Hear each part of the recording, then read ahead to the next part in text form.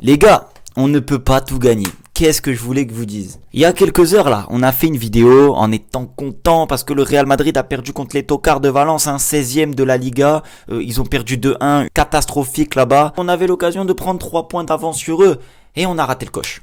On a raté le coche. Maintenant, j'ai envie de vous dire, les gars, c'est pas grave, c'est pas grave. On prend quand même 1 point d'avance sur le Real Madrid. On le sait que si ça se joue à 1 point, à des buts, à un match, les mecs, on sera toujours devant avec 1 point d'avance. Donc, il faut prendre ce qu'il y a. J'ai trouvé quand même le Barça vraiment emprunté sur cette rencontre. Très embêté, pas beaucoup d'actions franches, buté sur le gardien. Pas très transcendant, on n'a pas réussi à trouver Lewandowski, on n'a pas trouvé la faille dans une défense du Betis très soudée, très solide. Donc ça a été très difficile, même s'il y a quand même eu énormément de domination du Barça, voilà, mais sans vraiment être dangereux. On va revenir parce qu'il y a quand même pas mal de choses à dire sur cette rencontre. Et on commence par la composition d'équipe.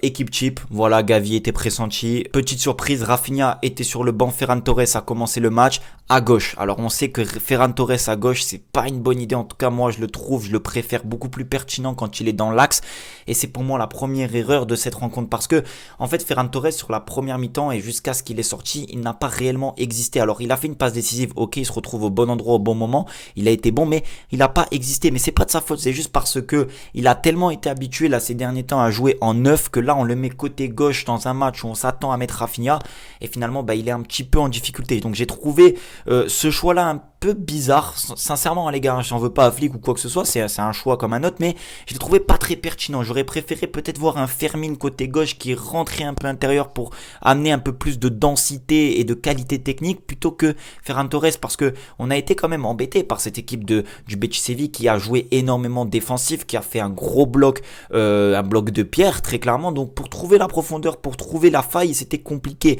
Ils ont des joueurs en plus très rapides, surtout Perraud sur le côté gauche. L'autre côté, je sais plus comment il s'appelle, mais même leurs défenseurs centraux sont très rapides. Donc la profondeur, c'était peut-être pas forcément la bonne idée quand t'as surtout aussi un neuf comme Lewandowski. Fallait, je pense, s'appuyer, tenter des frappes de loin, débloquer une situation comme ça.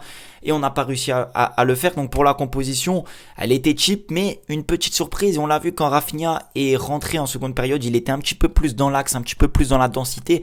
Et on a été beaucoup plus dangereux. Donc même si on ouvre le score quand même assez rapidement dans cette rencontre, 1-0, j'ai trouvé que le Betis a fait une très belle entame et on a été mis en difficulté assez rapidement. Je l'ai senti, je me suis dit ce match-là, franchement, il va être compliqué, il va être très long. Et le Betis Séville, justement, a verrouillé assez rapidement. Même après le but, ils n'ont pas douté, ils ont continué à verrouiller. Bam, ils nous contrent sur une action désolé du terme, mais de merde. Corner, but, marquage à l'Aro. Alaro, qu'est-ce que tu fais? Moi, je te pose la question Alaro parce que, en vrai, dans l'avant-match, j'ai dit oui, je vais mettre Alaro parce que de la tête, il est bon. Mais là, en fait, il m'a fait mentir. Il saute pas à la tête, il se fait battre dans le duel avant même que le corner soit tiré. Donc, j'en veux un petit peu à Alaro sur cette action et je l'ai trouvé même globalement dans la rencontre très mou, pas très en confiance, qui a joué beaucoup vers le gardien alors qu'on aurait pu garder un peu plus, mettre du rythme en fait. Je l'ai trouvé très emprunté là-dessus à l'image de l'équipe du Barça. Donc très difficile pour Alaro cette rencontre, même s'il a sauvé 2-3 fois des ballons en profondeur et comme on l'avait pressenti dans l'avant-match, ballon en profondeur, il fallait couvrir les ailes on va dire, et Alaro a réussi à le faire. Le Barça après le 1 partout, en fait qu'est-ce qui s'est passé? C'est que le Betis Séville a tout simplement verrouillé derrière complet et nous on a buté sur cette défense, on a buté. Désolé, je vais peut-être en fâcher quelques-uns, mais pour moi, Lamine Yamal ce soir, il n'a pas été pertinent. Voilà, Lamine Yamal, il n'a pas été pertinent. Mais je vais globaliser tout ça parce que tous les joueurs n'ont pas été très bons. Pedri a raté énormément de passes faciles. Gavi, très brouillon. Tout le monde très très très brouillon. Même Baldé, brouillon, pas du tout à apporter ce qu'il devait. Mais ça, je vais mettre sur l'excuse. Et aujourd'hui, on va soutenir bien sûr le Barça. Je vais mettre ça sur l'excuse de l'enchaînement de matchs. Le Barça a enchaîné son 4e match en 9 jours ou 10 jours. C'est énorme, pas beaucoup de temps de repos. Et on l'a senti. On l'a senti le Barça dans les courses, dans la vitesse, la répétition des efforts. Ça a été très compliqué. La difficulté, elle est là. La difficulté, elle est que quand t'enchaînes beaucoup, tu ne peux pas performer tout le temps. Et malgré tout, tu domines, t'as des situations. Je pense notamment à la frappe de Koundé qui me fait un crochet intérieur, frappe du gauche, s'il frappe du droit pour moi croiser ses buts, ou même premier poteau ses buts, le fait qu'il revienne pied gauche, il se ferme l'angle et c'est très difficile. Donc voilà, emprunter cette équipe du Barça, on a été très mis en difficulté offensivement, voilà, on a buté sur cette défense, on a été emprunté physiquement, l'enchaînement de match a fait qu'aujourd'hui on ne pouvait pas je pense sincèrement, répéter autant d'efforts. Donc ça a été vraiment très difficile. Maintenant, on va parler un petit peu de la gestion de Hansi Flick. Je vais en parler rapidement des changements de la gestion du groupe parce que, sincèrement, je vous le dis, hein, là, aujourd'hui, je comprends pas. Voilà, moi je comprends pas, je suis juste un téléspectateur, un supporter, fervent supporter du club.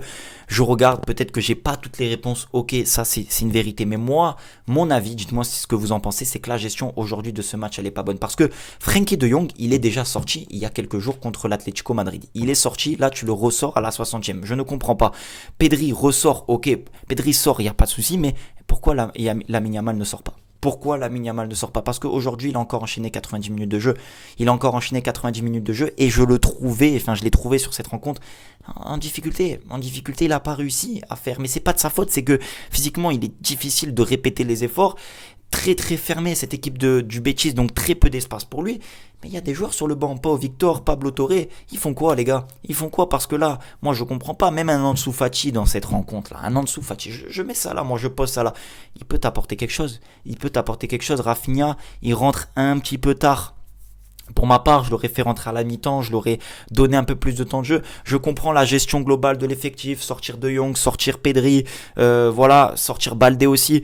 Mais il y a des moments où il faut le faire et des moments où il faut pas le faire. Aujourd'hui, pour moi, Baldé doit rester jusqu'à la fin du match. Pedri, c'est une bonne chose qu'il sorte. Yamal doit sortir, Pablo Torre doit rentrer. Voilà, Rafinha doit rentrer, Pau Victor doit rentrer, Ansu Fati, je sais même pas s'il était dans le groupe, je vais regarder les gars 2 secondes. Il était dans le groupe, Ansu Fati, il rentre pas. Rafinha, Fermin, Eric Garcia, Gérard Martin qui rentrent, 4 changements sur 5. Pourquoi tu fais pas rentrer Pablo Torre ou Ansu Fati sur cette rencontre? Moi je me pose la question parce que c'est fermé, t'as 3 points d'avance dans tous les cas, même 4 tu faisais match nul parce que Betis Séville ils allaient pas chercher la victoire, hein. Ça a été très compliqué pour eux de faire la fin, ils ont mieux fini mais globalement ils ont pas eu de situation très dangereuse. Pourquoi tu ne fais pas rentrer Ansu Fati? Pourquoi? Moi je comprends pas. Donc voilà, c'est un petit peu là-dessus que j'ai envie de revenir. Maintenant, voilà, on va pas en vouloir à Flick, on va pas en vouloir à l'équipe. C'est quand même un point pris sur le Real Madrid. On prend un point de plus dans la course au titre. Le titre est encore en vue, j'y crois énormément. Le match face à Dortmund arrive dans quelques jours. Va falloir être prêt, va falloir être très soudé et surtout faire peut-être dans le contenu un match différent. Mais globalement, c'est satisfaisant quand même. Voilà, il y a beaucoup de matchs qui se sont enchaînés en très peu de jours. Il faut regarder aussi le positif et il faut aussi regarder en face des trous, c'est pas facile, c'est des professionnels, ok, mais ils enchaînent tous les 2 jours, c'est très difficile. Bref, merci du soutien pour cette journée qui reste quand même une bonne journée. On prend un point d'avance sur le Real Madrid, on continue notre course vers le titre de champion d'Espagne. On se retrouve très prochainement pour une nouvelle vidéo et pour le match face à Dortmund. Je vous dis à la prochaine, prenez soin de vous et de votre famille. Ciao.